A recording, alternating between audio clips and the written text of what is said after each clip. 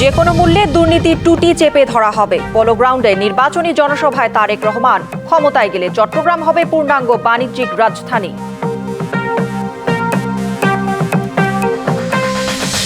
জামায়াত কখনো চাঁদাবাজি করবে না, কাউকে করতেও দেবে না। রাজধানীতে নির্বাচনী জনসভায় বললেন দলটির আমির।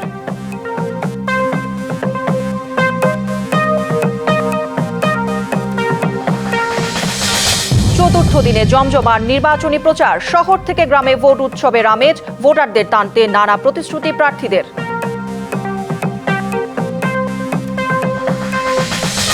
নির্বাচনের প্রস্তুতি নিয়ে বিদেশি কূটনীতিকরা সন্তুষ্ট, জানালেন সিইসি। যে কোনো মূল্যে সুষ্ঠু ভোট উপহার দেওয়ার প্রত্যাশা।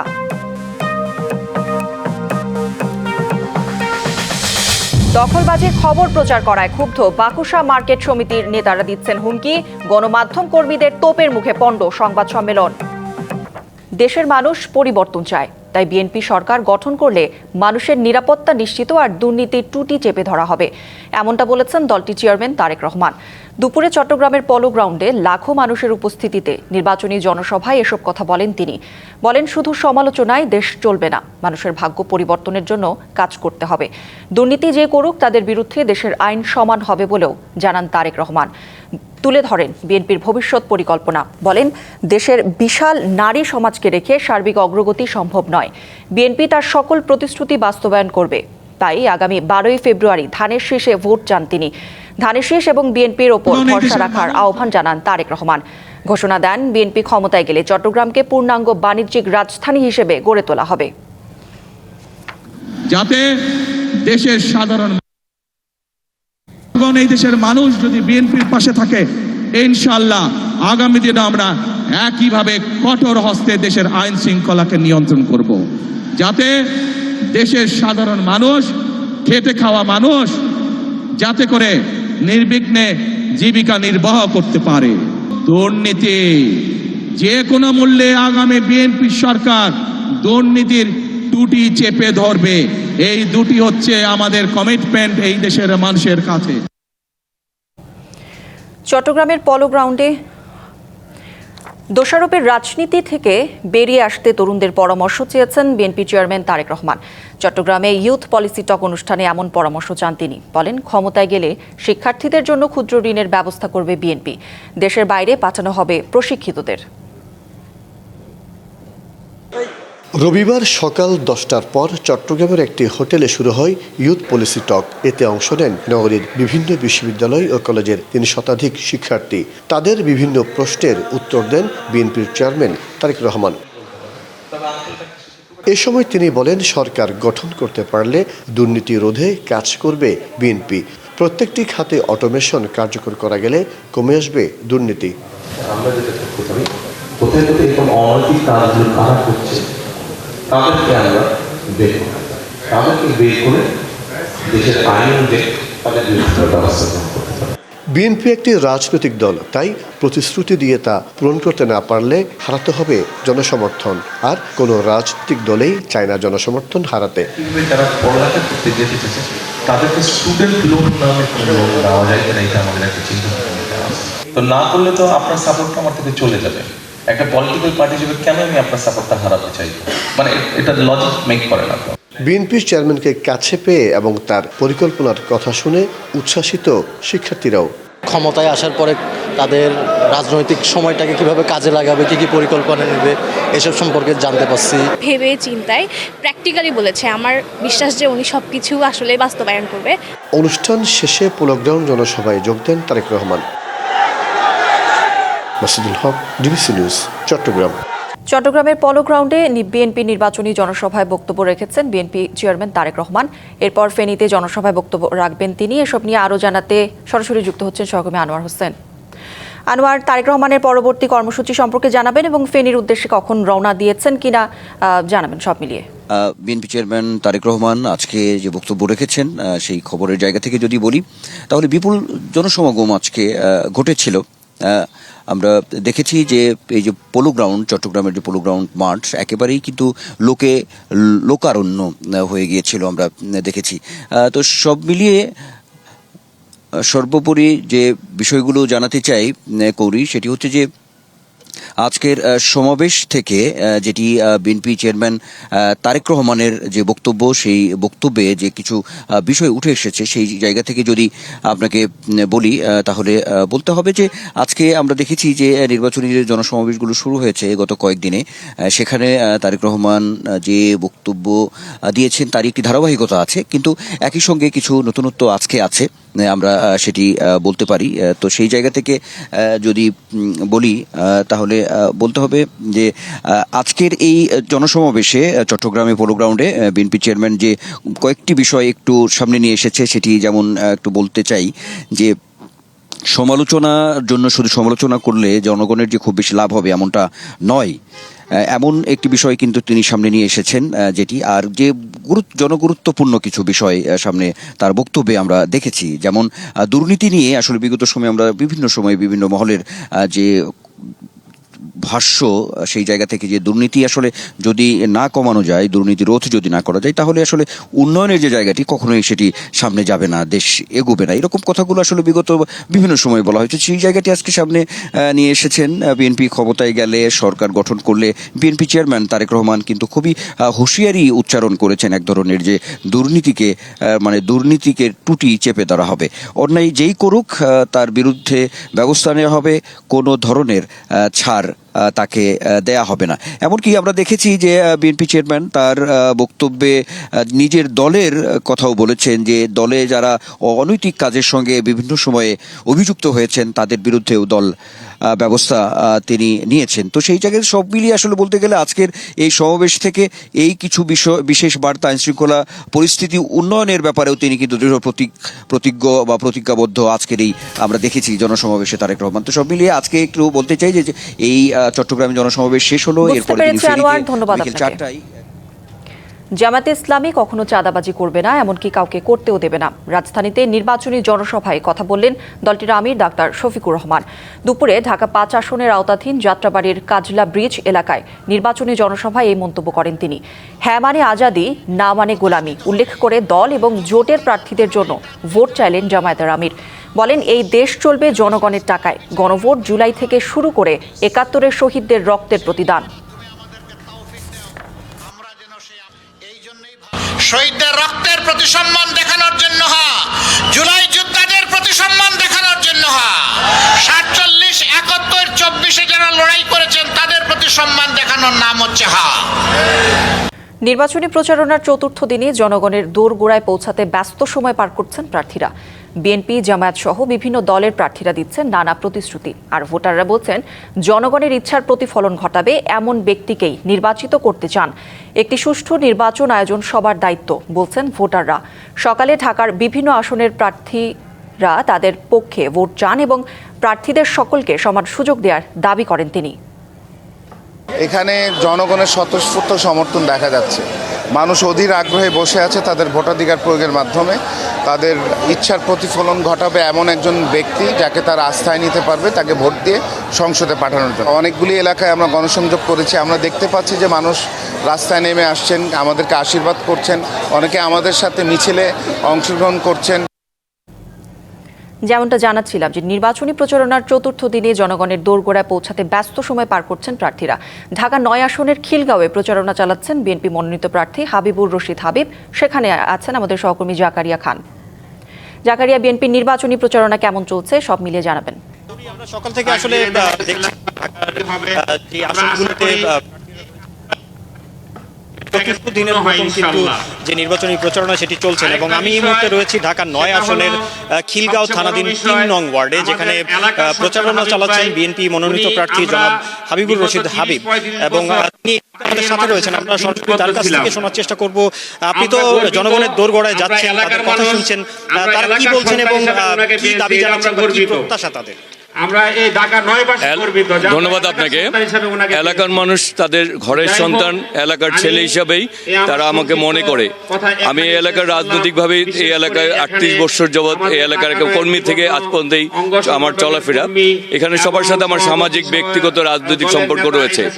তারা যে সবসময় আমাকে এই এলাকার পায়, চলাফেরা করতে দেখে, এবং তারা যে কোনো সময় মনে করে যে কোনো প্রয়োজন আমার কাছে যায়। আর ঢাকা 9 আসলে আমরা অবহেলিত একটা রাজনৈতিক একটা রাজনৈতিক জনপদ। এখানে আমাদের অনেক সমস্যা। আমাদের এখানে ভালো শিক্ষা প্রতিষ্ঠান নাই, আমাদের ভালো হাসপাতাল নাই, আমাদের এখানে সেতু নাই, আমাদের এখানে স্কুল নেই, আমাদের এখানে রাস্তা সংস্কার প্রয়োজন, আমাদের এখানে অপরিকল্পিতভাবে অনেক ঘরবাড়ি গড়ে উঠেছে, কিন্তু আমাদের সেই পর্যাপ্ত নাগরিক সুবিধাগুলি নাই। এখনও এরকম অনেক এই যে এলাকাটিতে আপনাকে এমনি বাহ্যিকভাবে দেখলে মনে হচ্ছে যে এখানে বিল্ডিং টিল্ডিং আছে, কিন্তু এই এলাকা আসতে হলে বাসের সাঁকো পার হয়ে আসতে হয়। তার মানে আমরা সিটি কর্পোরেশনের নাগরিক সুবিধা থেকে আমরা বঞ্চিত। এটা আমাদের অধিকার, এই অধিকার থেকে আমরা বঞ্চিত হচ্ছি। আমাদের এখানে জলবদ্ধতার সমস্যা রয়েছে। আমাদের এখানে একজন অসুস্থ হলে তাকে যে আপনার অ্যাম্বুলেন্স এই এলাকায় ঢুকবে সেই ব্যবস্থাগুলি নেই।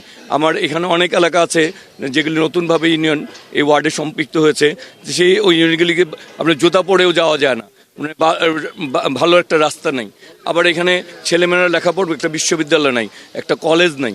মানে আমরা হচ্ছে অনেক বঞ্চিত একটা এলাকা। তাই এলাকার মানুষ মনে করে যে এবার হাবিব তাদের ঘরের ছেলে, যে কোনো সময় যে কোনো প্রয়োজন যেতে পারবে। এলাকার মানুষ উন্নয়নের জন্য আমাকে বেছে নিয়েছে।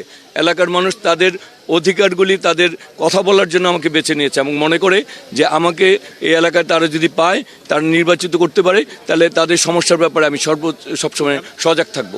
বুঝতে পেরেছি। আসলে কৌরি, আপনি শুনছিলেন যে এই এলাকার থেকে যে ঢাকা ৯ আসন থেকে বিএনপি মনোনীত প্রার্থী জনাব হাবিবুর রশিদ হাবিব, তিনি বলছিলেন আসলে ভোটারদের কথা, তারা কি বলছেন। তো হাবিব নির্বাচনী প্রচারণার আমার কাছে এতটুকুই ছিল এখন পর্যন্ত। পরবর্তীতে আমরা আরো আপডেট হয়তো আপনাদের মাধ্যমে জানাতে পারবো। জাকারিয়া, ধন্যবাদ আপনাকে। নির্বাচনী আবহে দেশে উৎসবের আমেজ। চতুর্থ দিনে দেশের বিভিন্ন অঞ্চলে প্রার্থীদের পদচারণায় মুখর রাজপথ থেকে চায়ের দোকান। ভোটারের দুয়ারে দুয়ারে গিয়ে তারা দিচ্ছেন উন্নয়নের নানা প্রতিশ্রুতি। পছন্দের প্রার্থী ও দলের কর্মসূচি মূল্যায়ন করেই ভোট দেওয়ার কথা বলছেন ভোটাররা। ভোটারদের কাছে টানতে চতুর্থ দিনের প্রচারণায় ত্রয়োদশ জাতীয় সংসদ নির্বাচনের প্রার্থীরা।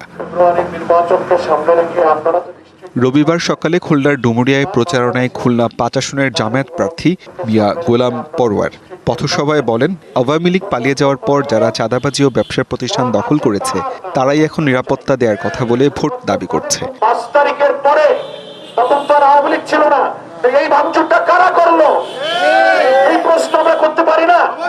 তারাই এখন এসে বলতেছে আমরা নিরাপত্তা দেব। যারা দোকান ভাঙো, চাঁদা চাও, বাজারে যারা একটু বিস্কিট বেচে, বাদাম বেচে, ফেরিওয়ালা রাস্তার পাশে বসে কিছু দোকানদারি করে, তার কাছ থেকেও তারা চাঁদা তোলে। মেহেরপুরে ১১ দলীয় জোটের জামায়াত প্রার্থীর পক্ষে প্রচারণা চালান এনসিপির যুগ্ম মুখ্য সমন্বয়ক অ্যাডভোকেট শাকিল আহমেদ। এ সময় তিনি অভিযোগ করেন, প্রশাসন একটি দলের প্রতি ঝুঁকে পড়েছে। প্রশাসনকে দেখেছি একটা দলের প্রতি বেশি লয়ালিটি দেখানো কিংবা ঝুঁকে পড়াটা, এরকম কিবলা ঠিক করার যে একটা প্রবণতা দেখছি, এখান থেকে বেরিয়ে আসতে হবে।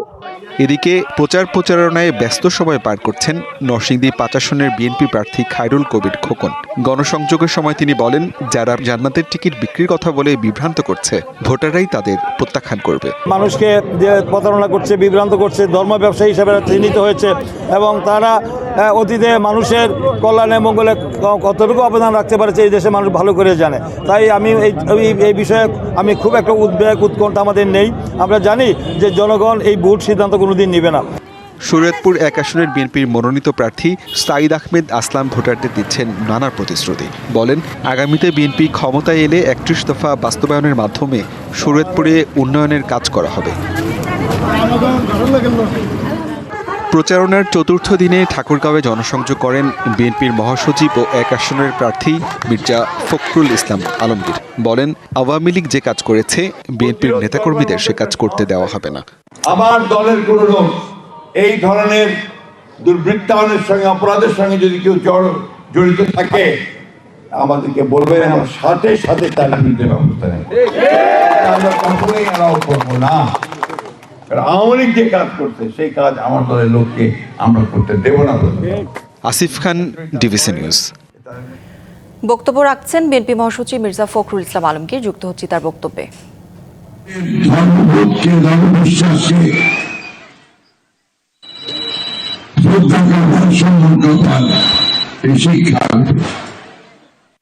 বিশ্বাস করি আমরা যারা বয়স্ক মানুষ 50 ঊর্ধ্ব বয়স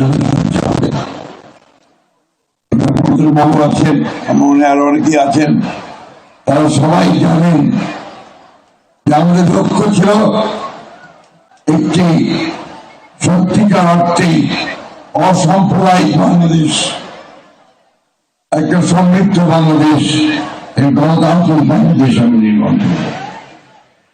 কিন্তু দুর্ভাগ্য আমাদের এই বাংলাদেশকে সামনের ভিত্তিতে, ইনসাফের ভিত্তিতে নির্মাণ করবার জন্য আমাদেরকে বারবার রক্ত দিতে হয়েছে, বারবার রাজনীতিকে জানাতে হয়েছে, সংগ্রাম করতে হয়েছে, লড়াই করতে হয়েছে,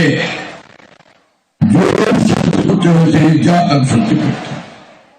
ভোটারদের নিরাপত্তা এবং সুষ্ঠু নির্বাচনের পরিকল্পনা সম্পর্কে নির্বাচন কমিশনের কাছে জানতে চেয়েছেন বাংলাদেশে কর্মরত বিদেশি কূটনীতিকরা। সকালে রাজধানীর একটি হোটেলে এক বৈঠক অনুষ্ঠিত হয়েছে। বৈঠক শেষে প্রধান নির্বাচন কমিশনার জানান, যে কোনো মূল্যে একটি সুষ্ঠু ও গ্রহণযোগ্য নির্বাচন আয়োজনে প্রতিশ্রুতির কথা কূটনীতিকদের অবগত করা হয়েছে। আসন্ন জাতীয় সংসদ নির্বাচন ও গণভোট উপলক্ষে বাংলাদেশে বিভিন্ন দেশের রাষ্ট্রদূত, হাইকমিশনার, ইউরোপীয় ইউনিয়ন এবং জাতিসংঘের প্রতিনিধিরা এই বৈঠকে অংশগ্রহণ করেন। এ সময় কমিশন নির্বাচনে নিরাপত্তা নিশ্চিতে পুলিশের পাশাপাশি সেনাবাহিনী ও আনসার মোতায়েনের বিষয়ে তুলে ধরে। কূটনীতিকরা সহযোগিতার আশ্বাস দেন। প্রধান নির্বাচন কমিশনার এম নাসির উদ্দিনের পাশাপাশি 4 কমিশনার, সচিবালয়ের সিনিয়র সচিব সহ ঊর্ধ্বতন কর্মকর্তারা বৈঠকে অংশ নেন। কোয়েশ্চেন করেছিলেন যে আমরা পোস্টাল ভোটের পদ্ধতিটা জানতে চেয়েছেন ওনারা। তারপরে আমাদের ল এনফোর্সমেন্ট এজেন্সির ডেভেলপমেন্ট, কী পরিমাণ লোকজন ডেভেলপমেন্ট হবে, কী প্ল্যান, কার আন্ডারে এগুলো চলবে, ল এনফোর্সমেন্ট এজেন্সি হবে। আমরা বুঝিয়েছি যে এখানে আমরা নিশ্চিত নিরাপত্তার ব্যবস্থা ইনশাল্লাহ আমরা করব, যাতে অত্যন্ত শান্তিপূর্ণভাবে সবাই এই যে কেন্দ্রে আসতে পারে, ভোটটা দিতে পারে, ভোটটা দিয়ে যাতে ফিরে যেতে পারে। ত্রয়োদশ জাতীয় সংসদ নির্বাচনে ভোটের দিন ঠিক হয়েছে 12ই ফেব্রুয়ারি। সারা দেশে বইছে সেই ভোটের হাওয়া। এ নিয়ে কি ভাবছেন সাধারণ মানুষ থেকে শুরু করে আগামীর জনপ্রতিনিধিরা? সে কথা জানাতে ডিবিসি নিউজের ইলেকশন এক্সপ্রেস ছুটে যাচ্ছে সব সংসদীয় আসনে। এখন রয়েছে সংসদীয় আসন 259, কুমিল্লা 11-এ। স্বাগত জানাচ্ছি সিএসআরএম ডিবিসি ইলেকশন এক্সপ্রেসে। আমার সঙ্গে মুহূর্তে যুক্ত আছেন কুমিল্লা 11 আসনের যিনি বিএনপি থেকে মনোনীত প্রার্থী বা মনোনয়ন পেয়েছেন, তার সঙ্গে কথা বলবো আগামী নির্বাচনে এই আসনটি নিয়ে তার ভাবনা কি, প্রস্তুতি কি। স্বাগত আপনাকে সিএসআরএম ডিবিসি ইলেকশন এক্সপ্রেসে। যেহেতু দল আপনাকে বেছে নিয়েছে এই আসন থেকে, সাধারণ মানুষ আপনাকে কেন বেছে নেবে? ধন্যবাদ আপনাকে। আপনার মাধ্যমে যারা এই প্রোগ্রাম দেখছেন, চৌদ্দগ্রামের ভোটার এবং সারা বাংলাদেশের জনগণকে আমি ধন্যবাদ জানাই আপনাদের এই চ্যানেলের মাধ্যমে। আপনারা যারা এসছেন আমাদের ইন্টারভিউ নেওয়ার জন্য আপনাদেরকেও ধন্যবাদ জানাই। আপনি প্রশ্ন করেছেন সাধারণ মানুষ কেন আমাকে বেছে নেবে চৌদ্দগ্রামে। দীর্ঘ আন্দোলন সংগ্রাম, গত 17 বছর আপনারা জানেন আমরা ফেসিবাদ বিরোধী আন্দোলন করেছি, মিছিল করেছি, মিটিং করেছি, আমরা জেল খেটেছি। আমরাই ছিলাম চৌদ্দগ্রামে নির্যাতিত, নিপীড়িত। দেশনায়ক তারেক রহমানের নেতৃত্বে আমরা নির্যাতন, নিপীড়ন সহ্য করেও আমরা মাঠ ছেড়ে যাইনি, মাঠেই ছিলাম, আন্দোলন করেছি, সংগ্রাম করেছি। তো স্বভাবতই চৌদ্দগ্রামের মানুষের সাথে যেহেতু গত 17 বছর একটা নিবিড় সম্পর্ক গড়ে উঠেছে, চৌদ্দগ্রামের মানুষের আস্থার জায়গায় আমরা এখন আছি। তারা বিশ্বাস করে শত প্রতিকূলতার মাঝেও আমরা এদের জন্য কাজ করব। এই আসনটাতে আপনার কি পরিকল্পনা রয়েছে? কি ধরনের সাধারণ ভোটার যারা দীর্ঘদিন ধরে অনেকটাই অসহায় অবস্থায় ছিল বা নানান ধরনের প্রত্যাশা, প্রতিশ্রুতি দেওয়া হয়েছিল আগে যারা ছিলেন ক্ষমতায়, তারপর পূরণ হয়নি, আপনি কতটা পূরণ করতে পারেন? এই মুহূর্তে যিনি আমাদের প্রতিপক্ষ আছেন তিনি দীর্ঘদিন থেকে এই রাজনীতি করছেন। 1991 সালে রাজনীতি করেছেন, 96 সালে উনি নির্বাচন করেছেন, 91 সালের মতো। উনি তখন নির্বাচনে ভোটারদের কোনো ভালো সাড়া পান নাই। শুধুমাত্র 2001 সালে জোটের প্রার্থী হিসেবে উনি নির্বাচিত হয়েছেন জিয়াদর্শ সৈনিকদের ভোটে, বিএনপি দলীয় নেতাকর্মীদের ভোটে। উনি তখন যত প্রতিশ্রুতি দিয়েছেন কোনো প্রতিশ্রুতি উনি বাস্তবায়ন করেন নাই। এবং আমি বলেছি 17 বছর উনি এলাকায় আসেন নাই। উনি মসজিদের মিম্বরে দাঁড়িয়ে যে সমস্ত প্রতিশ্রুতি দিয়েছেন, যে মসজিদকে সহযোগিতা করে, মসজিদের উন্নয়নে সহযোগিতা, বিভিন্ন মাদ্রাসা আছে, মাদ্রাসায় উনি প্রতিশ্রুতি দিয়েছেন বিভিন্ন ধরনের সহযোগিতা করার জন্য, অনেক ধরনের রাস্তাঘাট, ব্রিজ, কালভার্ট, অনেক। কিন্তু উনি 17 বছর এলাকায় আসেন নাই, মানুষ জনগণ ওনাকে রিচ করতে পারে নাই। তো ডেফিনেটলি ওনার প্রতি মানুষের কোনো আগ্রহ নাই। সাথে সাথে যে জিনিসটা আছে, আমরা তারুণ্যকেই বিশ্বাস করি। দেশনায়ক তারেক রহমান একজন তরুণ রাজনীতিবিদ, আমরা বিশ্বাস করি তারুণ্যেই বদলে দিতে পারে এই সমাজ। বয়োজ্যেষ্ঠ যারা আছে তারা তো ডাক্তারের কাছে যেতেই ব্যস্ত থাকেন, ডাক্তারদের সেবা নিতে ব্যস্ত থাকে না, আমাদেরকে সেবা দেওয়ার কোনো সুযোগ আছে বলে আমি মনে করি না। তো 17 বছর ওনারা এই দেশে আসেন নাই, খবর নেন নাই, নির্বাচিত হওয়ার পরে যে সমস্ত প্রতিশ্রুতি দিয়েছেন একটি প্রতিশ্রুতি বাস্তবায়ন করেন নাই। আপনি কি করতে চান? আমি ডেফিনেটলি আমি দেশনায়ক তারেক রহমানের একজন কর্মী হিসেবে ওনার যে সমস্ত পরিকল্পনা আছে দেশ এবং সমাজকে নিয়ে, আমি প্রতিটা কর্মসূচি ওনার অক্ষর অক্ষরে বাস্তবায়ন করতে চাই। এবং গত 17 বছর জনগণের সাথে থেকে যেভাবে কাজ করেছি, নিবিড়ভাবে কাজ করেছি, সেভাবে জনগণের সেবা করতে চাই আমি নির্বাচিত হয়ে। অসংখ্য ধন্যবাদ। আমাদের সঙ্গে আপনি এতক্ষণ যুক্ত ছিলেন। পরবর্তী সংবাদ বিকেল 5টা থাকছে ঢাকা 3 আসন, সেখানে তুলে ধরা হবে বিভিন্ন রাজনৈতিক দলের মনোনীত প্রার্থীরা কি ভাবছেন আগামী নির্বাচনকে কেন্দ্র করে সেসব বিষয়। সঙ্গে থাকুন CSRM ডিবিসি ইলেকশন এক্সপ্রেসের। মাঘের মাঝামাঝি শীতের তীব্রতা কিছুটা কমলেও ভোগান্তিতে প্রত্যন্ত এলাকার মানুষ। চুয়াডাঙ্গায় গত দুদিন তাপমাত্রা কমলেও আজ আবারও কিছুটা বেড়েছে। সকাল থেকে সূর্যের দেখা মিললেও উত্তরের হিম বাতাসের কারণে শীতের তীব্রতা বেশি অনুভূত হচ্ছে। রবিবার জেলার সর্বনিম্ন তাপমাত্রা রেকর্ড করা হয় 11.3 ডিগ্রি সেলসিয়াস। পঞ্চগড়, ঠাকুরগাঁও সহ প্রত্যন্ত এলাকায় শীতে বেশি ভোগান্তিতে পড়েছেন দিনমজুর, খেটে খাওয়া মানুষ, শিশু ও বয়স্করা। চিকিৎসকরা শীতজনিত রোগ থেকে বাঁচতে প্রয়োজনীয় সতর্কতা অবলম্বনের পরামর্শ দিয়েছেন। রাত থেকে ভোর পর্যন্ত ঘন কুয়াশার চাদরে ঢাকা পড়ছে দক্ষিণ উত্তরাঞ্চলের বেশিরভাগ এলাকার পথঘাট। তবে বেলা বাড়ার সাথে সাথে দেখা মিলছে সূর্যের। দুপুরে তাপমাত্রা স্বাভাবিক থাকলেও সকাল ও রাতের হিমেল বাতাসে কাবু সাধারণ মানুষ। ব্যাহত হচ্ছে কৃষিকাজ ও স্বাভাবিক জীবনযাত্রা। সংবাদে এই ছিল এখনকার মতো। ডিবিসি নিউজের সংবাদগুলো পড়তে ভিজিট করুন dbcnews.tv আর ভিজিট করুন ডিবিসির ফেসবুক পেজ এবং ইউটিউব চ্যানেল ডিবিসির সঙ্গেই থাকুন।